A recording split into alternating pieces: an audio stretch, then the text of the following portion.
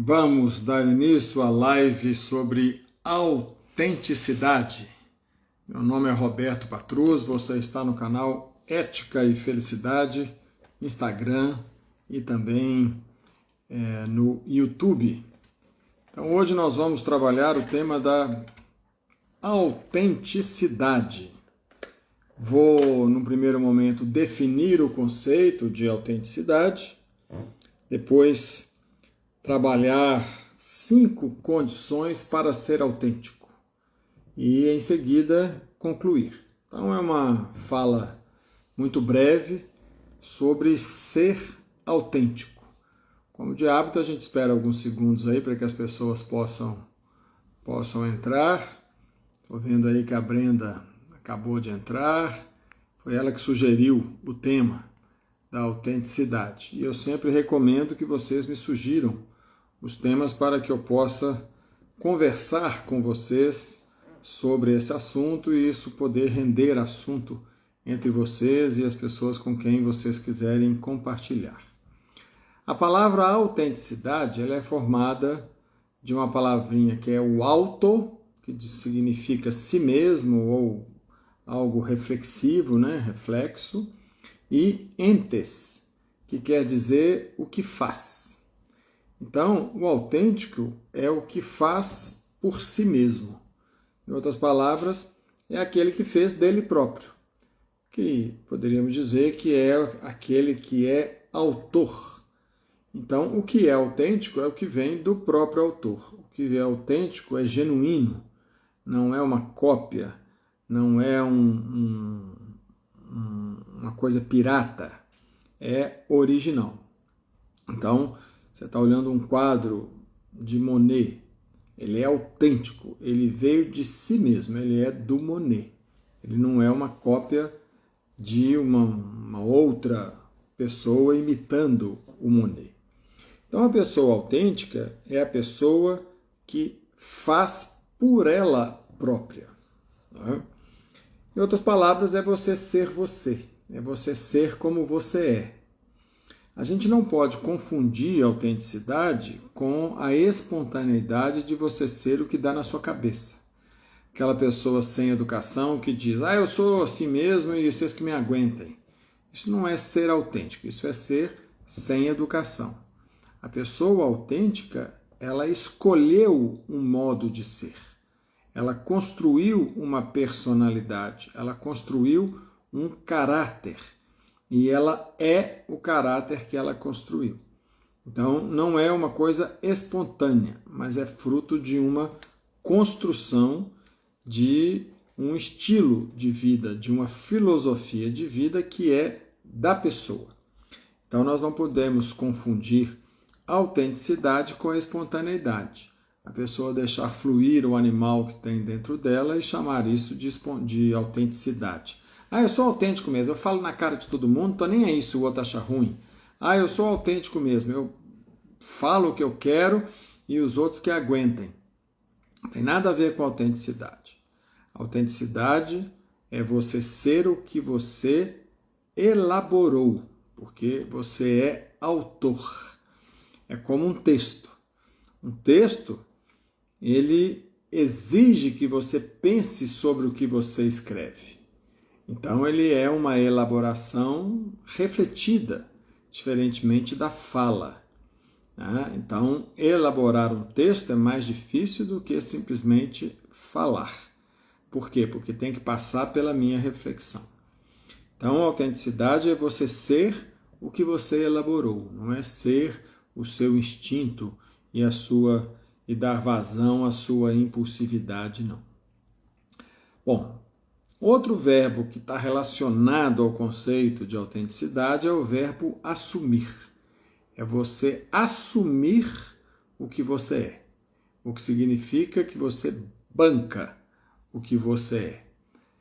Bom, definida a autenticidade, então, como você ser o que você escolheu ser, né? Você ser o seu eu elaborado, eu vou apresentar a vocês 5 condições para ser autêntico. A primeira delas é conhecer a si mesmo. Porque se eu definir a autenticidade como ser eu mesmo, eu preciso saber quem eu sou. Então, se eu não conheço as minhas qualidades e se eu não conheço as minhas vulnerabilidades, eu não serei autêntico, eu não serei quem eu sou. A vantagem de você se conhecer e ser autêntico é que quando você falha, isso não te chateia, porque você sabe da sua vulnerabilidade. Quando você é menos do que você gostaria, você aceita, porque você sabe que é menos. Quando alguém te critica, você avalia se essa crítica tem razão ou não. Se a crítica é verdadeira, você aceita porque você sabe que a crítica é verdadeira. Então não tem problema. E se a pessoa fala algo que não corresponde ao que você não dá bola. Então não tem problema. Então a crítica do outro, o julgamento que o outro faz de você, deixa de ter importância porque você se conhece. Então, a crítica, quando a pessoa faz e você conhece esse seu eu, você concorda. E vamos trabalhar para resolver essa limitação, para minorar, né, as consequências dessa limitação. Então, isso traz um senso de realidade, de ter os pés no chão, que torna, como algumas pessoas dizem para mim às vezes, tudo muito simples. De fato, eu não sei fazer isso, eu vou ter que pedir ajuda para um advogado. Pronto. Meu texto não é bom, vou ter que pedir uma pessoa para me ajudar a escrever. É melhor eu pedir alguém para rever, porque eu posso ter falhado. Melhor eu fazer isso com uma outra pessoa para que eu erre menos. Ou seja, essa autenticidade dá à pessoa um poder de autoaceitação que, em geral, as pessoas respeitam, porque você próprio se respeita. A segunda condição é você se aceitar. Eu já me conheço, sei das minhas qualidades e das minhas dificuldades. O segundo estágio, então, é eu me aceitar como eu sou. E isso é o que eu chamo de humildade. A palavra humildade vem de humus, que significa chão, barro, solo. Eu tenho humildade quando eu tenho os pés no chão. E quando eu tenho os pés no chão, eu sou do meu tamanho. Eu não sou mais do que o que eu quero ser, nem me coloco como inferior ao que eu sou. Então, eu reconheço qualidades e eu reconheço limitações.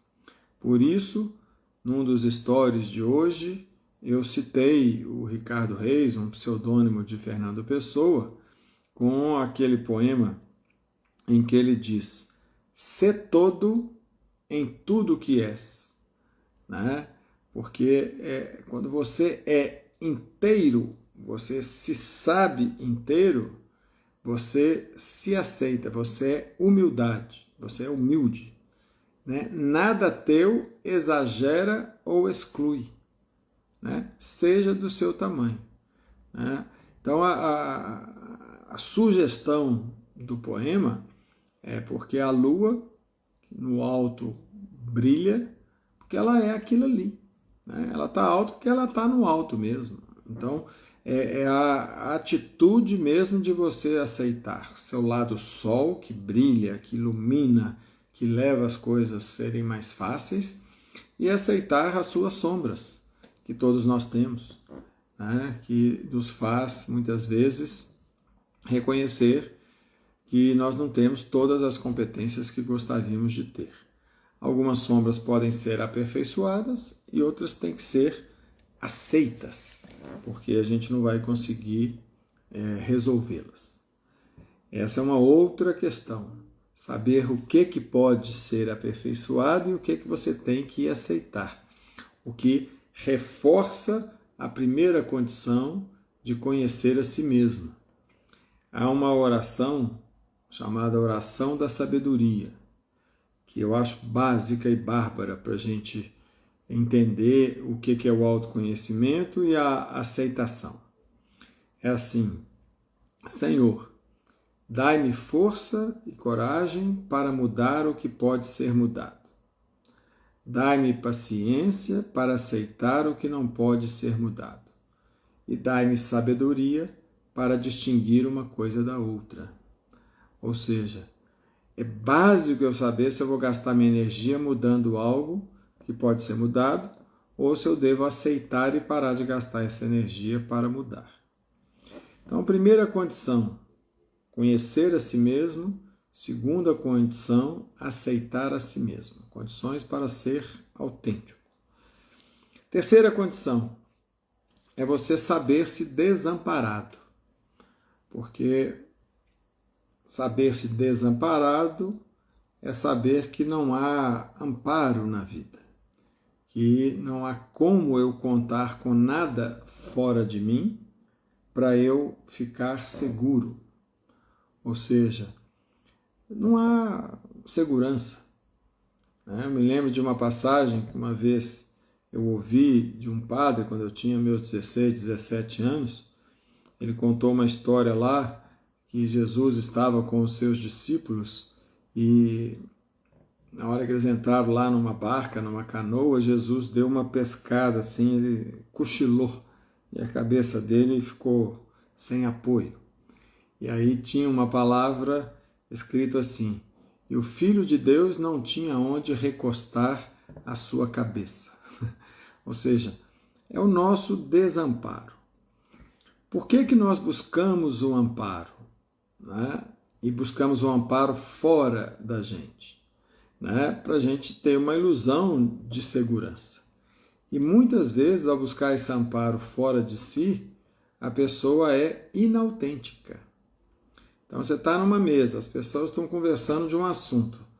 Você não entende nada do assunto e finge que entende e fala uma bobagem lá, ou fala até uma coisa inventada, para mostrar que você tem conhecimento e as pessoas te admirem. Estão contando piada, você... Nossa, eu tenho que achar uma piada aqui para eu contar para os outros gostarem de mim e me acharem engraçado. Ou seja, a pessoa deixa de ser ela para ser uma pessoa vista pelos outros. Então a inautenticidade surge do desejo de ser amado. Quando eu me sei desamparado, eu não vou buscar esse olhar do outro para me apaziguar. Eu já sei que do outro eu não vou saber se ele gosta de mim ou não. Eu só vou saber das atitudes que ele tem. Eu posso amar uma pessoa e ela não se sentir amada. E uma pessoa pode me amar e eu não me sentir amado. Fato é que eu não consigo entrar dentro da pessoa e saber o que ela quer de mim, saber o sentimento dela. Logo, é importante eu aceitar a minha solitude, aceitar que do outro eu não tenho acesso a tudo que eu gostaria. Ao me saber desamparado, eu evito a comparação. Não há nada que atrapalha o bem-estar da pessoa como comparar-se com outras pessoas. Ao me comparar com o outro, eu passo a ter um parâmetro, um ideal diferente do que eu sou. E isso mina a autenticidade. Se eu quero ser algo que eu ainda não sou, então eu não estou sendo autêntico. Claro que eu tenho que distinguir aquele ideal que eu quero construir, mas eu não posso eleger o ideal como mais importante do que aquilo que eu sou. Tá? Então não cabe ter o outro como referência. O autêntico, ele toma as suas escolhas como referência. Se a referência for o outro, a pessoa nunca será autêntica, porque ela vai ficar se comparando e vai ficar sempre inferior ao que ela gostaria de ser. Então ela não aceita o que ela é, porque ela gostaria de ser algo diferente do que ela é. Quarta condição, amar-se a si mesmo. Quer dizer, eu já me conheço, eu já me aceitei. Eu já aceitei que não tem como eu ter do outro um amparo. que esse amparo pode existir em um momento, mas depois dali sou eu que vou ter que resolver minha vida. Logo, eu tenho que gostar de mim, né? A autoestima é condição para eu poder ser aquilo que eu escolhi ser autêntico. E a quinta, que tem a ver com um pouco com a ideia do ideal, é a pessoa se alegrar por estar no caminho. Todos nós temos projetos, seja de realização externa, seja de realização interna. Quando eu me comparo e elejo um ideal, o ideal não pode ser mais importante do que eu. Eu tenho que estar feliz de estar no caminho. É mais ou menos assim, o meu ideal é emagrecer 4 quilos. E aí eu não estou feliz, porque eu não me aceito como eu sou com 4 quilos a mais. Mas se eu tenho o projeto de não ter 4 quilos a mais, eu tenho que me alegrar com o processo de perder 4 quilos. Eu quero fazer um mestrado, é uma meta, é um ideal, ainda não existe. Mas eu tenho que me alegrar com a escolha de fazer o mestrado. Então, todo o trabalho de fazer o mestrado vale a pena porque é uma escolha autêntica, ainda que eu ainda não seja mestre.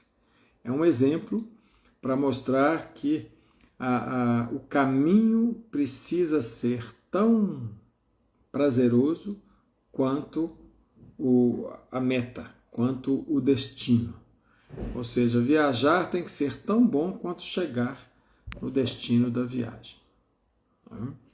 Conclusão. A pessoa autêntica é uma pessoa feliz, porque é uma pessoa que se aceita, é uma pessoa que se conhece, é uma pessoa que se programa para se aperfeiçoar. Então, autenticidade é algo bem próximo do ser feliz. Segundo, a pessoa autêntica tem um estilo de vida dela, próprio, que ela escolheu, que ela construiu. Então, ela vive de acordo com o que ela pensa. E o que ela pensa está de acordo com o que ela vive. Essa é uma elaboração de uma vida, né? É uma elaboração que exige passar por toda a infância, exige passar pela adolescência, que é quando essa filosofia de vida se forma, para que, como ser adulto, a pessoa exercite a sua capacidade de pensar com a sua cabeça, de escolher a sua filosofia de vida.